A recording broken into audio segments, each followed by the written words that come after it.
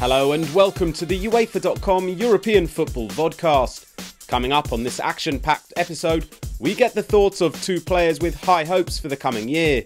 Celtic's Isaksson McGeady has Champions League glory on his mind, while Sweden's Andreas Isaksson is already dreaming of victory in next summer's Euro 2008, and both give exclusive interviews on the vodcast this week.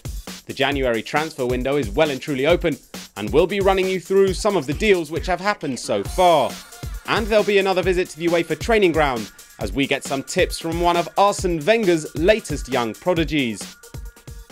We start though by talking to a player who is fast becoming a firm Celtic favourite.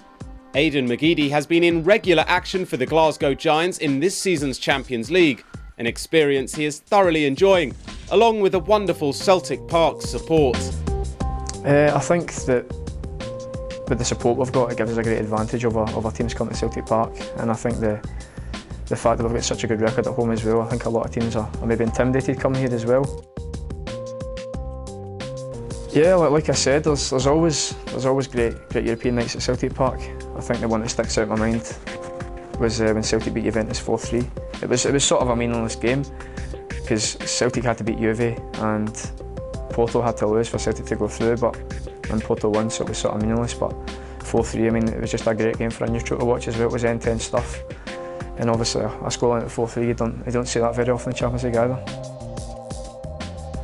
It's different because I mean the standards are a lot higher than what you're used to playing at.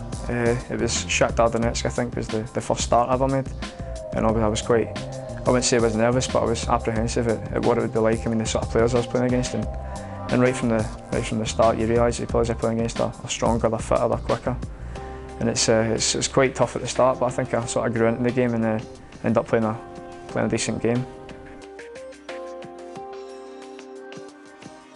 I mean, it was a funny game because I didn't really think we played great ourselves, and obviously there was an incident at the end with Dida and all that. But I think that with losing the first game against Shakhtar Donetsk, we knew we had to go out and really win. I mean, it's difficult. I mean, you always say, oh, we need to win against Milan, but it's going to be very, very difficult because they're European champions, reigning European champions. But I mean, to beat them was incredible. I mean, the dressing room after it was brilliant. Everybody was ecstatic.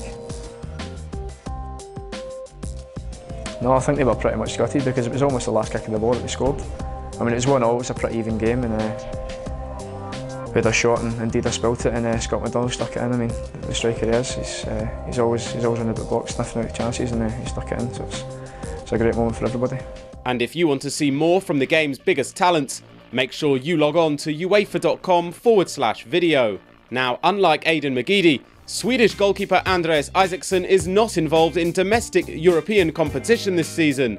However, with his national side qualified for this summer's European Championships, the Giants stopper is already looking forward to June. And in what looks certain to be a difficult Group D, Isaksson feels there is a clear favourite. I would say Spain are the favourites in the group, and then it's quite open. We have Russia and Sweden and Greece. So I guess Spain is the favourite, as I said, and then it's quite open who takes the second place. We played against them now in the qualifying group, so we won one and we lost one.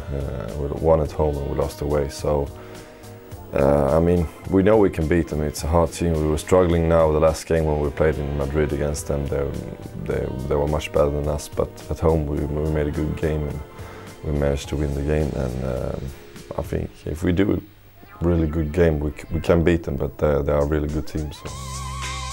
With only 3 group games to play, Isaksson is well aware of the importance of hitting the ground running. Well, it's very important for the team spirit and everything to start good and I mean to get some peace and quiet in the group and among the journalists and the fans and everything. So to have a good start is very good. For you, and as I said, they have only 3 games, so you can't afford with a poor start, really. Holders Greece and the dangerous Spain will be formidable foes, but the stopper isn't ruling out England's conquerors, Russia. To be honest, I don't know that much about the Russian side. I've never played against them, but they've done some great results. I mean, they beat in England in the qualifying group and done some great results and good sitting. He's a very good manager and has done very well wherever he's been. So they're a bit of an outsider, but I think they can do well as well. So what does the Super Swede feel is necessary for his side to be successful in the tournament? If you go to the second stage, the quarterfinal, it's going to be a very tough game. You need some luck to go through all the way. I mean, to go through from this quarterfinal, because then you play a very good team. Of course, you play good teams in the group as well, but I mean, it's going to be harder the further you go in the tournament. So I mean, you need some luck in the tournament as well. Andreas Isaksson's Sweden are just one of 16 clubs set to battle it out in Austria and Switzerland next June. And if you want to keep up to date with all of the tournament news in the build-up to next summer's festivities, make sure you check out the extensive competition section of our website. Without doubt, the anticipation for next summer's tournament is rising. However, there is still much to be played out for on the domestic front before then. And as UEFA's Martin Hindley reports, with the January transfer window now open, sides from across the continent have been acting to improve their squads and enhance their chances of success this season. Rafael Benitez is keen to bring in some new recruits to bolster his Liverpool side, and Slovakian defender Martin Skrtel looks set to be his first signing after a fee of around €9 million was agreed with FC Zenit St. Petersburg for the 23-year-old. Elsewhere in the Premier League, Welsh international Robbie Savage was on the move, as he joined relegation-threatened Derby County from Blackburn Rovers in a deal worth a reported €2.5 million.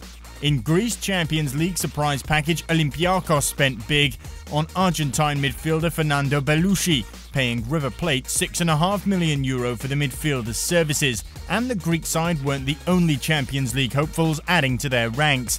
FC Schalke 04 snapped up Georgian wonderkid Levan Kenia from Lokomotiv Tbilisi on a long-term contract. One side dumped out of the Champions League were Valencia, and coach Ronald Koeman has signalled his intent by splashing out €18 million on Boca Juniors teenager Eva Banega, who could well be the first of wholesale changes at the Mestalla. And you can keep up to date with all of the Frenzy transfer news by logging on to our website. It's off to the training ground now, where Arsenal's teenage Spanish superstar Fran Merida teaches us a lesson in the art of the stop and turn. A move that allows you to create space and keep passing options open, the stop turn's an important tool for any midfielder or forward to have in their armoury, as often seen in top-level games. Hi, my name is Fran Merida. I play for Arsenal and the Spanish national team, and this is the UEFA training ground. To make things as realistic as possible, imagine there's an opposition player in front of you, right there next to you, trying to win the ball. You carry the ball forward and then suddenly stop. And here's the trick: step over it and turn the other way. Remember to carry the ball slowly at first, lulling the opponent into a false sense of security. Imagine he is close. Don't give him a chance of getting the ball. Keep coming forward with your eye on the ball all the time. Then when he's least expecting it, lower your centre of gravity as you step on the ball, turn and race away.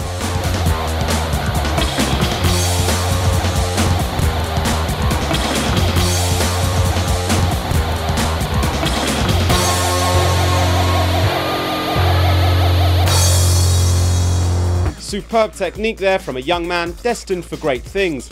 And if you want to learn more from the very best, check out the training ground section of our website. That's all for this edition of the UEFA.com European Football Vodcast. Join us again next week for more exclusive interviews and for more news on all of the latest deals to be done in the January transfer window.